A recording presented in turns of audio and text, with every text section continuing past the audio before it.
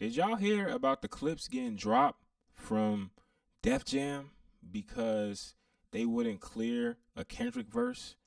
Because apparently Kendrick might have been throwing more shots at Drake, but I don't know the full story. But we're about to listen to Wayno here. It's gonna break it down. But that's crazy. The clips being dropped by Def Jam over some Kendrick shit. What's poppin', y'all? Welcome back to I Do It Myself.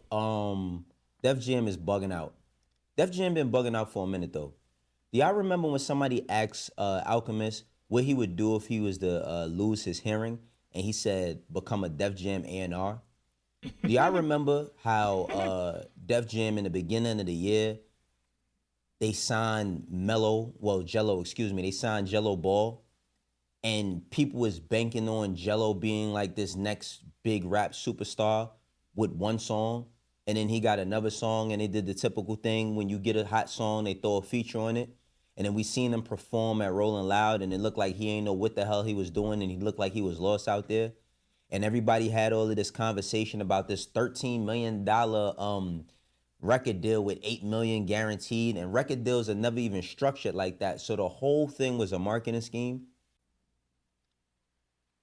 playing with the clips, playing with the clips. Now, remember when, the whole thing first started with Drake and this whole petition, and then it went to, a lawsuit and Not Like Us and bots and all of that. And I myself said, I hope that this doesn't go through, because if this goes through, then you're going to have another layer of regulation when it comes to clearing records, that you're going to have to play your music for some white dude that don't understand culture, don't really understand bars, don't understand delivery, don't know nothing about what you talking about, and they're going to try to tell you what you can and cannot do.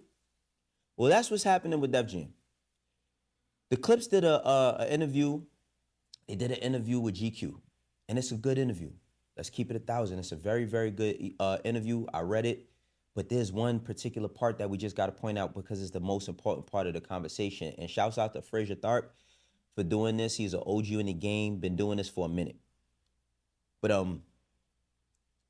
the conversation about this record that they have with Kendrick Lamar, Chains and Whips, right?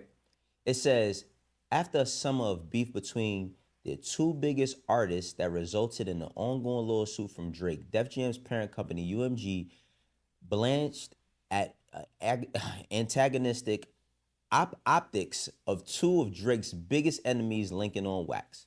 Pusha calls their apprehension stupid, primarily because none of the bars in Kendrick's otherwise excellent verse could really be perceived as a shot or even a subliminal.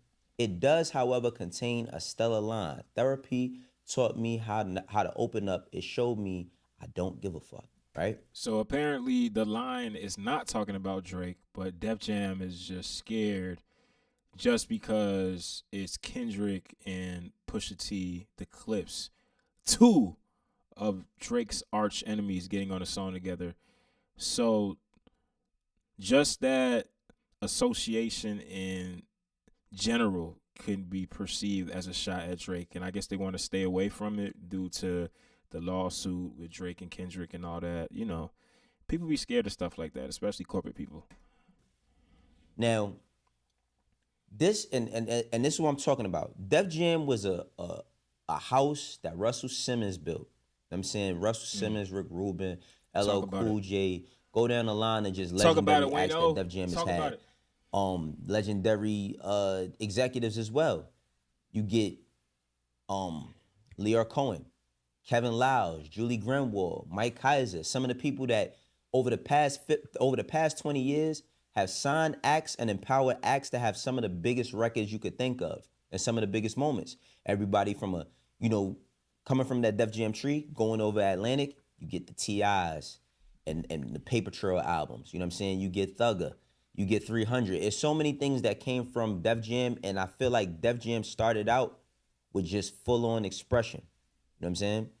You get LL Cool J, you get DMX, you get Murder Inc. You know what I'm saying? So Ashanti, Ja Rule, you get all of those records. You get Rockefeller, all them Beanie Siegel, Memphis Bleak, State Property, Young Guns is signed in partnership with Rockefeller through Def Jam, distributed by UMG, right?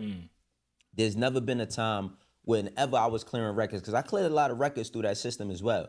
As an employee of Rockefeller and also as a manager when I had an artist signed to Def Jam. Shouts out to my guy Ian Allen. Ian Allen is a musicologist, one of the greatest people to ever hear stories from when it comes to clearing records. Really, really great guy. Taught me a lot in this game as well when it comes to clearing records and how you got to handle yourself. It's just in that courting process because it could be grueling, right? But now, if this situation was to happen, you will have another layer of people that you have to answer to when it comes to your creativity. So, do y'all remember when Lil Pump had kind of finessed and he signed the deal, right? He signed the deal before he was 18. And then when Warner found out that he was signed he was under 18 and they wanted to keep him, they had to let him sign another deal. And then God knows where the hell Lil Pump is at right now. But they gave him a lot of fucking money, a whole lot of money. Labels started doing something after that because everybody had found out about how much money was lost, and they started going through this ratification process in court, where if you wanted to sign an artist that was underage, and I've worked under the Warner umbrella, if you wanted to sign an artist that was underage, of course you have to get their parents' permission, but then it has to go through a ratification in the court to basically say, yo, can we sign this kid and they're underage? It can take anywhere from 2 weeks to 8 months, depending. And that came from the situation with Lil Pump. Now, this situation with Drake and this battle that everybody loved, the remnants of it is this lawsuit that's still happening publicly. But what's going on is people see Kendrick Lamar name and yeah, he's become the motherfucking boogeyman now. Now you got people in the offices scared when they used to celebrate. You got a Kendrick Lamar verse? Oh, nah, we out of here. So it says, Pusha can barely contain his disgust recounting how the stalemate with Def Jam played out. They wanted me to ask Kendrick to censor his verse, which of course I was never doing, he explains. And then they wanted me to take the record off. They wanted him to take the record off of, all right, look. And so after a month of not doing it, Steve Garley, the lawyer over there, was like, we'll just drop the clips. But that can't work because I'm still here solo. But if you let us go, right? So if you let us go, you got to let Pusha go, which, I mean, Pusha's time honestly, I feel like it's done at Def Jam. It's been done at Def Jam. He came there through good music. We all know that good music don't exist no more. You know what I mean? It hasn't existed for some time now. But Kanye is totally out of it. So he was no longer signed to good music. He was only directly through Def Jam. And I mean, I think that there's another thing that plays into this whole thing with Pusha, and it has to do with another Steve, and that's Steven Victor. Now, I don't know if y'all remember, but Steven Victor is Pusha's manager and partner. I mean, they've been getting money together for a long time. But there was a point in time where he was I believe the VP of A&R over at Def Jam, while Paul Rosenberg was running it. Yes, Eminem's Paul Rosenberg. And one thing I could say, because I was in the building around that time, right? Steven Victor was doing what he wanted to do. And I don't say that he wasn't doing his job, because he was signing a lot of acts. He empowered a lot of people. He gave the same guy who was his A&R went out and got Pop Smoke, and then they signed him a year later after he left, right? And that's another thing. So I want to talk about, because I don't think it's as deep as a conspiracy theory, but people don't forget. I remember one time they was looking for Steven Victor to be at a meeting or something, and Steven was in Japan. I think he was in Japan with Pharrell or something like that, right? And he was supposed to have been at some Def Jam meeting, whatever the case may be. Now, when my man Rico, shouts out to my man Rico Beats, who produced Exodus, you know what I mean, for Pusha, he had Pop Smoke. He was still an employee at Def Jam. Now, him still being an employee at Def Jam, you know what I mean? But Steven Victor is out the building because they wanted to get Steven Victor up out of there. But when Steven was up out of there, right, they hit Enrico like, what's up with Pop Smoke though? You know what I mean? And get this though, same building, same exact building under UMG. Rico takes him over to Def Jam. Of course, Rico and them is not doing it, but he takes him up to Victor upstairs, which is UMG. I mean, his deal was through UMG with Victor, with his brand. And while I do believe that like people are shook of this, this Kendrick shit or whatever, I also believe that that plays a part into it as well. Now, back to the whole Drake situation. Even though Drake is having a public spat with UMG, let's not pretend like he ain't got records that's moving. That's some Sexy Songs for You album is moving. Nokia is moving. It's a couple other records over there that's moving. So even though he's in a spat with them, right? Yeah, I believe that they're gonna protect their investment. I definitely believe that they're gonna protect their investment. And because it's under a UMG umbrella, they just shook seeing the name Kendrick Lamar. And let's not skip over the fact that Story of Adidon and Euphoria, Not Like Us, Meet the Grams, Like That are the records that did Drake in as far as public perception to him going into a lawsuit. I mean, he got his ass whooped in both battles. In both battles, he lost. You know what I'm saying? So when they see Kendrick, yeah, they definitely afraid. They're definitely afraid. I just think that like this is the bullshit behind the scenes that people don't tell you. You know what I'm saying? Because of course, Steve Garley's not gonna say nothing about that, but he's been there for a while. And Def Jam's not gonna say anything about that because there is really no face to Def Jam right now. Even as artists. Who's their artist? I mean, I wonder, is Benny still over there? I wonder if Benny the Butcher's still over there because remember Snoop Dogg had brought Benny over. There's a lot of foundation that all these labels have lost. And you want to know why? Because they let social media tell them what to do.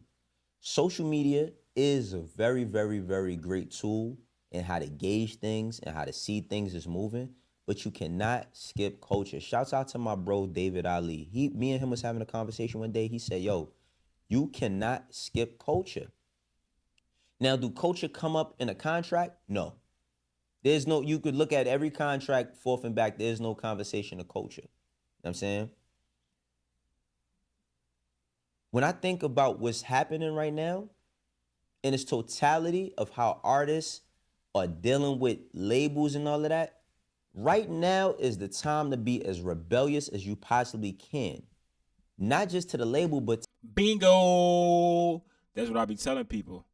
This is the age. This is the time for all the anti niggas, all the anti label, all the anti industry niggas is gonna start to shine. Rahu is in Aquarius. It's the age of Aquarius. Y'all gonna see a lot of motherfuckers is gonna start to rebel against the label, and they're gonna be successful about it. Not even just against the labels, but against the industry. Period.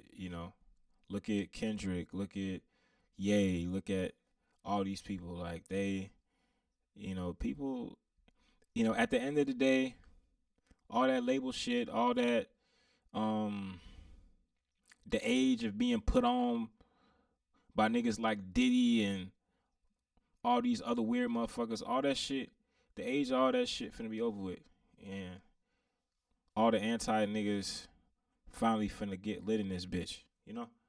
But it may not be as much money in the industry or in doing music as once before, but if you innovative, you gonna figure out a way how to get your money, bro.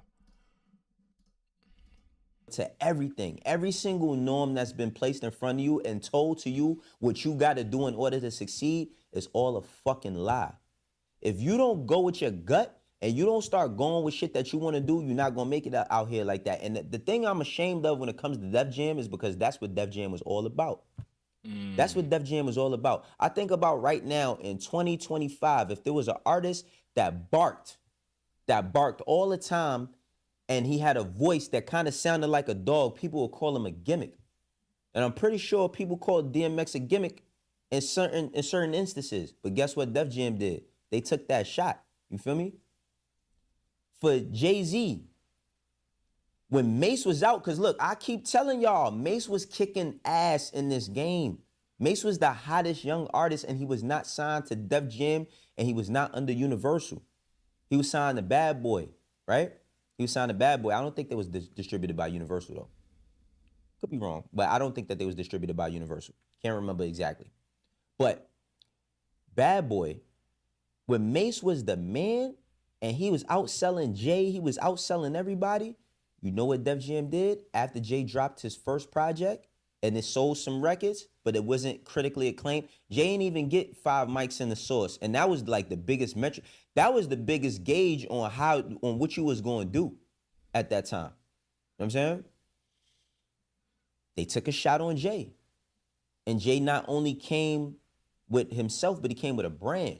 Same with Irv Gotti. You know what I'm saying? Kevin Liles and Leo Cohen empowered Irv Gotti and believed in him and put him in position and gave him the funds because he had the know-how to produce and build something that became Murder Inc.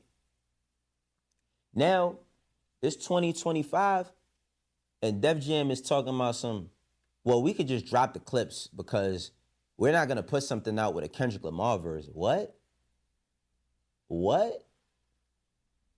Who's the person running shit that could say, yo, y'all bugging? We getting in on this Clipse album. Now let's not be shabby about the shit either. Does anybody think that the Clipse is gonna do 700, 100? I don't even know if they do 100,000 the first week, but I don't give a damn about that.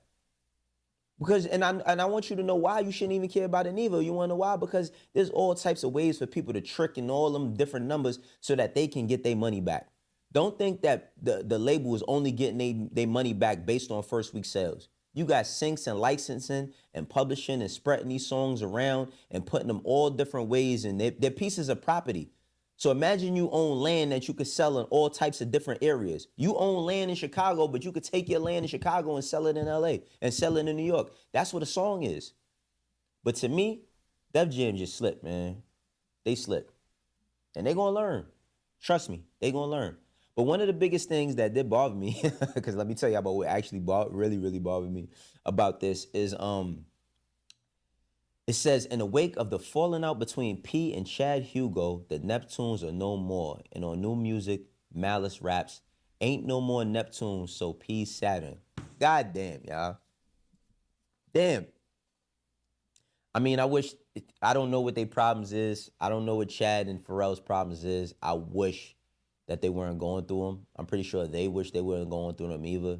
Would love to hear Neptunes, but I mean, I do love Pharrell, one of the greatest creative minds, not only with music, but everything. I think everything Pharrell does turns to gold, even down to like skincare, like everything he does.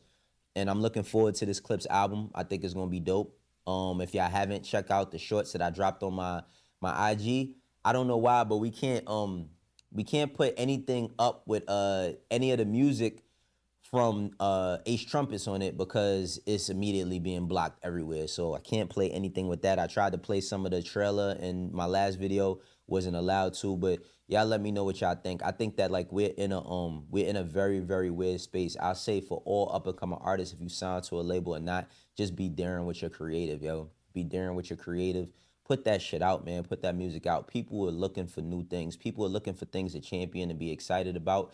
And don't let these fucking administrations tell y'all that you're not worthy or you can't do certain things. If that's the case, then just be asked to be dropped and do shit independently and work your way up, man, because that's where it is right now. My name is Wayno. For the ones that rock with me, you know how we doing. For the ones that don't, eventually will. Catch y'all later. Get y'all shit together, Def Jam. Peace.